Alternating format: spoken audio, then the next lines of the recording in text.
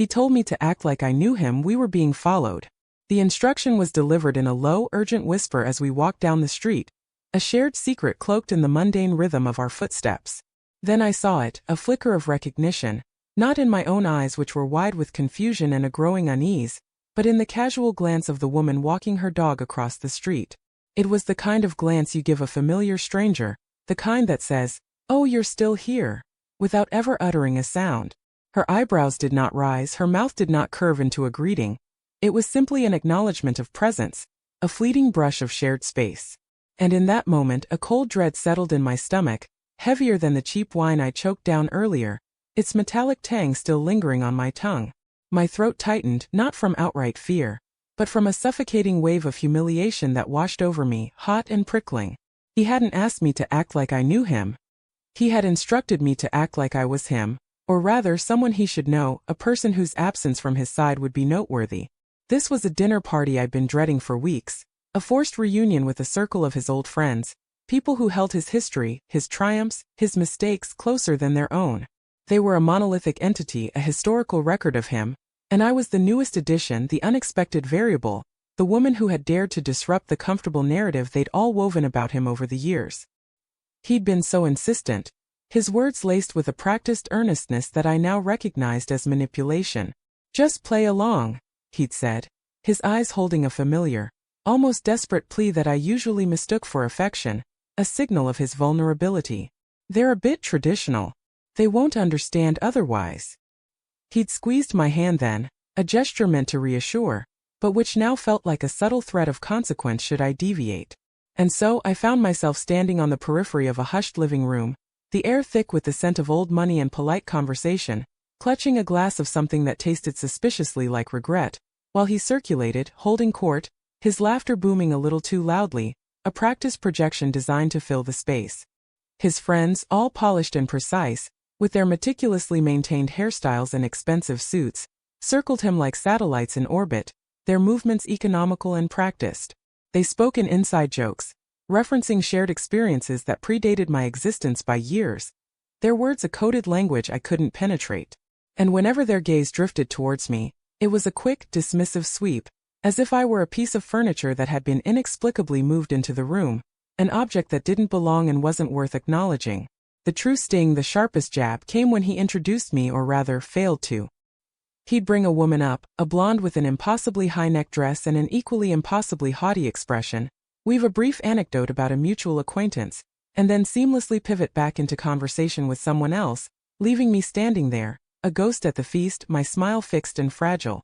This was not the first time. It had started subtly, little omissions, forgotten details of our shared life when speaking to acquaintances at lower-stakes gatherings.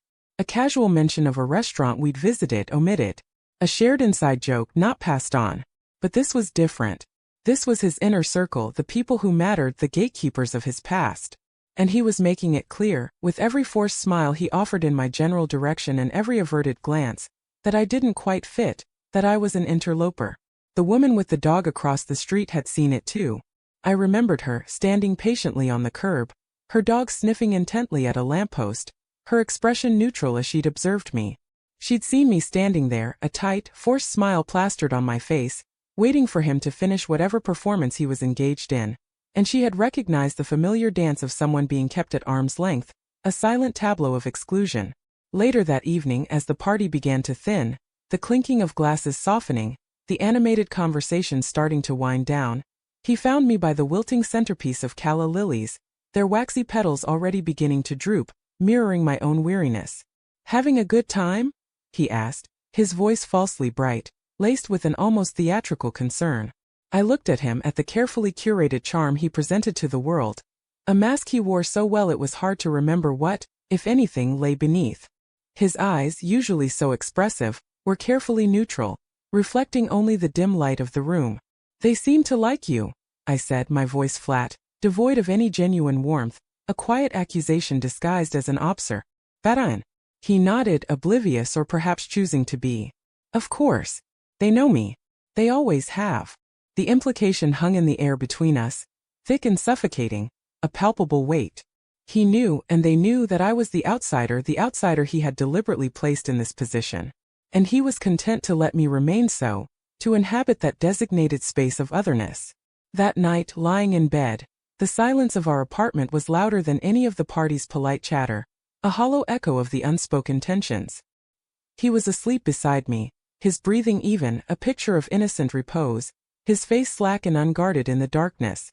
But I felt a shift within me, a quiet, unyielding resolve hardening into something new, something solid and unwavering. It wasn't anger, not the fiery explosive kind. It was a cold, clear recognition of his limitations, of his fear of rocking the boat, of his ingrained inability to integrate me into his established world, a world built on decades of shared history and comfortable conformity. He wanted the convenience of my presence, the aesthetic appeal of a partner, but not the messiness of genuine inclusion, not the disruption of his carefully constructed social architecture. He wanted me to be a silent accessory, a decorative element, not a participant, not a voice, not an equal. The following weeks were a slow, deliberate turning of the tide, a subtle recalibration of our dynamic. I stopped initiating conversations about his friends, about their shared history. I stopped asking about upcoming events, my curiosity extinguished. When he mentioned a casual get-together with the old gang, I'd simply say, "Oh, that sounds nice," with a polite, almost perfunctory tone, and then immediately change the subject, steering the conversation towards less charged territory, towards the mundane realities of our everyday lives, towards topics that didn't involve his past or his chosen circle. My responses became polite, devoid of enthusiasm, like a well-trained employee acknowledging a directive, a robot programmed for passive compliance. The first subtle consequence came when he tried to book us a weekend trip with a couple from the party, a gesture he likely saw as a bridge-building exercise, a forced attempt at inclusion. He'd casually mentioned it one evening, his voice casual, expecting my immediate assent, my eager agreement. I looked up from my book, the pages blurring slightly as I focused on him. I think I might have a prior commitment that weekend," I said, my voice a little too bright, a little too cheerful, a deliberate overcorrection. He frowned, a slight furrow appearing between his eyebrows. "A commitment? What commitment?" he asked, his tone laced with a mild annoyance, a hint of suspicion. I shrugged, a dismissive gesture, my eyes returning to my book. "Just some things I need to take care of. You go ahead though. Have fun." The surprise in his eyes was palpable, a tiny crack in his carefully constructed facade, a momentary vulnerability that I observed with a detached curiosity. He actually looked lost for a moment, his usual confidence faltering. Then came the social media perch. It wasn't dramatic, no grand pronouncements, no public declarations of independence. I simply started unfollowing and muting accounts belonging to his friends. I didn't block them. That would be too obvious, too aggressive, too easily misinterpreted as a dramatic act of defiance. I just made them disappear from my feed, rendering their curated lives invisible to me. When I saw photos of their gatherings, their smiling faces and elaborate parties, I wouldn't comment or react. I became a blank slate online, an observer who offered no engagement, no digital footprint connecting me to their world. My online presence became a ghost in the machine, a void where interaction should have been. He noticed. Of course he noticed. His friends too, though their awareness was filtered through his observations. They'd ask him, their voices tinged with a manufactured concern, "Where's?" or "Haven't seen her in any of your photos lately." I could feel the questions emanating from him, the subtle pressure building, the unspoken expectation that I would revert to my previous role. But instead of confronting me directly, instead of demanding an explanation, he started to falter. He tried to insert me into conversations, awkwardly bringing me up as an afterthought, a name dropped into the existing narrative, only for the conversation to glide past me, just as it had at the party, leaving my name hanging in the air for a moment before being swallowed by the prevailing dialogue. The real turning point, the moment when the subtle shifts coalesced into a decisive action, was the charity gala. It was an annual event, a major social fixture for his circle, a gilded stage for their philanthropy and their networking. He'd mentioned it casually, his gaze not quite meeting mine expecting me to clear my schedule, to accompany him as I always had, a silent accompaniment to his prominence. This time I didn't immediately reply. I let the silence stretch, a deliberate pause that felt pregnant with unspoken meaning. Finally, I looked at him, my gaze steady and unwavering. "You know, darling," I said, my voice soft but firm, a gentle but unyielding tone, "I've decided I'm going to donate directly to the charity this year. I think that's a more efficient way for me to contribute." His jaw tightened almost imperceptibly, a muscle twitching beneath his skin. "But you always go with me," he said, his voice a little strained, a hint of desperation creeping in. "It's an important event." "Do I?" I asked, my gaze unwavering, meeting his directly. The question was not an interrogation, but a statement of fact, a gentle dismantling of his assumed reality. I seemed to recall a lot of standing around waiting, and a distinct lack of anyone actually speaking to me, engaging with me beyond a polite nod. "I'd rather contribute my time and resources in a way that feels more meaningful, and less like a prop, a decorative addition to your evening." The words were spoken with a quiet honesty, stripped of any anger or accusation, simply the plain truth of my experience. He didn't argue. He couldn't. The sheer unreasonableness of his expectations, the subtle dismissal he'd imposed on me for so long, had finally been laid bare, not in anger but in quiet fact, a simple statement of my decision. He went alone. I watched him leave that evening, his silhouette disappearing down the hallway, a solitary figure embarking on an event where he would, undoubtedly, be the center of attention as he always was. The aftermath was subtle but potent. I saw him a few weeks later at a coffee shop, a neutral public space where our paths unexpectedly crossed. He looked different. Smaller, somehow, as if a certain weight had been lifted, or perhaps a certain illusion had been shattered. He tried to smile, that practiced charm of his, but it didn't quite reach his eyes, which darted away from mine as if seeking an escape route.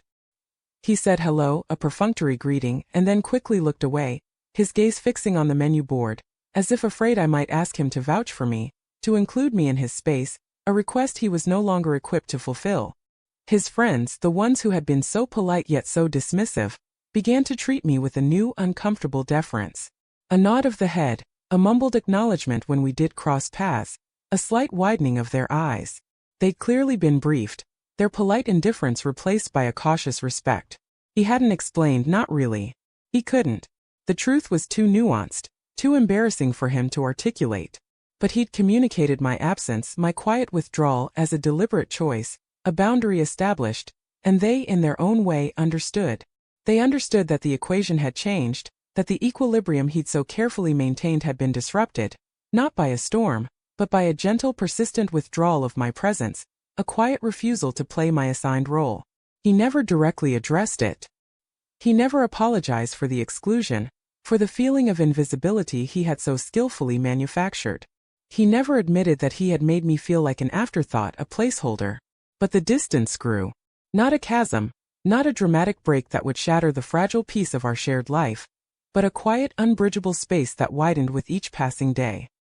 He had asked me to play a role, to perform a part in his carefully constructed social theater, and when I refused to continue the charade, he was left with the awkward silence of his own making, the hollow echo of an empty seat. The woman with the dog had seen him that night, had seen me waiting on the curb, a tableau of unspoken exclusion, and I suspected she'd seen the truth of it all, the quiet exclusion masked as a social gathering.